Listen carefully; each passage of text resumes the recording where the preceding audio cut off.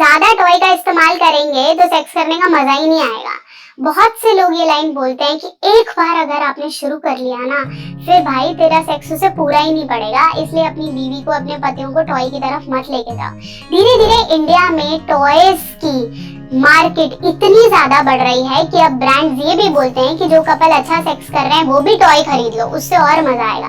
ये तो ऐसा है कि आपके घर में ऑलरेडी दाल, चीनी, चावल, आटा है और आपको ये बोला जाता है कि भाई शुगर फ्री भी और खरीद ले, इससे और अच्छा लगेगा, या ब्रोकली भी और खरीद ले क्योंकि तेरे घर में गोभी है और वो उससे और बेहतर है। तो और की इच्छा से धीरे धीरे इंडिया में टॉय मार्केट कहां से कहां पहुंच गई है। अब तो लगाने वाले, करने वाले, ऊपर के लिए, नीचे के लिए, पीछे के लिए हर जगह के टॉय आपको मिलने लगे। बस आप नाम दो और आपको बिल्कुल डिस्क्रीट पैकिंग में अपने ही घर पे आपको डिलीवर हो जाएगा। और इस तरह की जहाँ एड्स आ रही हैं, लड़कियां भी मंगवा रही हैं, लड़कियां भी इसकी ऐड कर रही हैं, तो कहाँ तक है सच्चाई, डिटेल में हम बात करेंगे। चैनल पे नए हैं सब्सक्राइब कर दो। पिछले 10 साल से ज्यादा से प्रैक्टिस कर रही हूँ और मैं बात करती हूँ आपकी अपनी भाषा में, आपको सारे अच्छे सेक्सुअल हेल्थ सॉल्यूशंस देती हूँ, सारी भ्रांतियों को दूर करती हूँ। आज बात करूंगी सेक्स टॉय का इस्तेमाल सही, क्या इससे नॉर्मल सेक्स के प्रति इच्छा खत्म हो जाएगी, और अगर आप शादी से पहले यूज करेंगे तो क्या क्या नुकसान हो सकता है। अंत तक देखेंगे वीडियो, सबको देखनी है, दोस्तों को शेयर कर दो, पूरी देखो। मुझे पता है आप देखोगे तो प्लीज ध्यान रख रहे थे कि सेक्स टॉय का इस्तेमाल सही या गलत। सोचो, तुम्हें पता है कि मैंने घर का खाना खाना है, ठीक है, आपकी माँ ने दाल भी बनाई है, रोटी भी बनाई है, चावल भी बनाए, सब आपके पास पड़ा है, गरम गरम पड़ा है, लेकिन आपको सामने पिज्जा दिख रहा है। आप रोक पाएंगे? बहुत मुश्किल है। 80% लोग वो खाना भी खा लेंगे और पिज्जा भी खा लेंगे। धीरे धीरे जब उन्हें हर बार पिज्जा मिलने लगेगा, क्योंकि उसमें स्वाद ज्यादा है लेकिन वो हेल्दी नहीं है, तो धीरे धीरे उस पिज्जा का कंजम्पशन बढ़ जाएगा और दाल, रोटी, चावल को धीरे धीरे पीछे होने लग जाएंगे। ऐसे ही जब आप अपने घर में कोई टॉय ले आते हो जो आपको लगता है कि ज्यादा इंटेंसिटी से काम करता है, तो अल्टीमेटली होता क्या है कि आपका धीरे धीरे नेचुरल करने की तरफ रुझान नहीं रहता।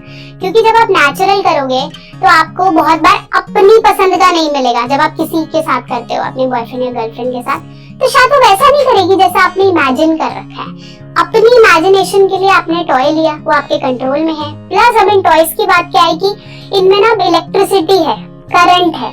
आप चाहो तो इसे एक वाइब्रेशन पे चला सकते हो, फिर 2 पे, फिर 5 पे, फिर 6 पे। उसके अलग अलग, जैसे दिवाली की लाइट नहीं आती घर में, पहले 1 डिजाइन, 2 डिजाइन, 3 डिजाइन में लाइट जल रही, ऐसी वाइब्रेशंस भी अब अलग अलग इंटेंसिटी से चलती है। ज्यादा से ज्यादा वाइब्रेशन चलने लग जाती है। अगर आप अपने किसी अंग को इतना वाइब्रेशन और इतना स्टिमुलेशन दोगे और बार बार देने लग जाओगे, तो आपको लगता है कि आपको नेचुरली वो सेंसेशन फील होगी किसी को करते वक्त? नहीं। कई लोग जब एक आधी बार करते हैं तो इनका वो एरिया 7-8 घंटे के लिए सुन्न हो जाता है और वहां फीलिंग्स नहीं आती। अगर आप इसे कभी कभी इस्तेमाल करते हो, लेट्स से 2-2.5 महीने में एक बार, तो कोई नुकसान नहीं है। लेकिन अगर आप इसे रेगुलरली यूज कर रहे हो तो डेफिनेटली आपको फिर नॉर्मल चीजें तो सुहाने नहीं लगेंगी और वो अच्छी नहीं लगेंगी। कई कपल्स बहुत ज्यादा एक्टिव होते हैं, बहुत ज्यादा फैंटेसीज को प्रैक्टिस करते हैं, बहुत एक्सट्रीम तक जो हम बोलते हैं कि चले जाते हैं सेक्स को एंजॉय करते हो, वो टॉय यूज करना चाहते हैं, उनकी मर्जी है। पर डेफिनेटली फिर आप ये नहीं बोल सकते कि भाई मैं करता हूँ और मेरी बीवी सेटिस्फाई नहीं होती, क्योंकि वो आपको उस लेवल तक ले जाएगा। सोचो ना, जिसने भाई 10,000 के कपड़े पहने हो, 1000 के कपड़े में अब सेटिस्फाई नहीं हो पाता, क्योंकि उसने रेगुलरली वो लाइफस्टाइल फॉलो किया है। दूसरा, टॉयज हमेशा समझिए कि अगर आप इस्तेमाल भी कर रहे हैं, मैं कोई हाँ या गलत में नहीं हूँ, आपका अपना चॉइस है, लेकिन अगर आप टॉयज को रेगुलरली इस्तेमाल कर रहे हैं तो पहले तो जाने कि वो यूज कैसे होते हैं। लोग खरीद तो लेते हैं लेकिन फिर उन्हें पता ही नहीं होता और फिर वैसे सज के घर में पड़ा रहता है कि कहीं पड़ा है। हमेशा टॉयज पोरस सब्सटेंस वाले नहीं लेने हैं, नॉन पोरस लेने हैं। नॉन पोरस मतलब उसमें पोर्स ना हो, जैसे स्टील या स्टेनलेस स्टील या सिलिकॉन, उन्हें लेने की कोशिश करो। अगर आप बहुत ज्यादा ऐसे छेद वाले ले रहे हैं, जैसे रबड़ या प्लास्टिक, इस तरह में छेद होते हैं और उसमें आपकी जो स्किन है, वो इन्फेक्शन है, वो वहीं रह जाता है। दूसरा, हमेशा यूज करने के बाद टॉय को वॉश जरूर करें। टॉय को इस्तेमाल से पहले जेली आती है, उसका इस्तेमाल जरूर करें, क्योंकि टॉय सख्त होता है। अगर आप उसे अंदर डाल रहे हैं, आपको पता भी नहीं है कैसे यूज करना है, तो वो डेफिनेटली आपकी स्किन को हार्म करेगा, वहाँ इन्फेक्शन करेगा, और बिना धोए उन्हें ना रखें। अपने टॉय को हमेशा बच्चों से या फिर रूटीन में हमेशा सेफ रखें। इसके अलावा जब भी आप टॉय का इस्तेमाल करें तो समझें कि कॉन्डम का प्रयोग करें। अगर फीमेल कोई भी टॉय यूज कर रही है तो वो टॉय के ऊपर कॉन्डम चढ़ा सकती है ताकि ल्यूब्रिकेशन बनी रहे।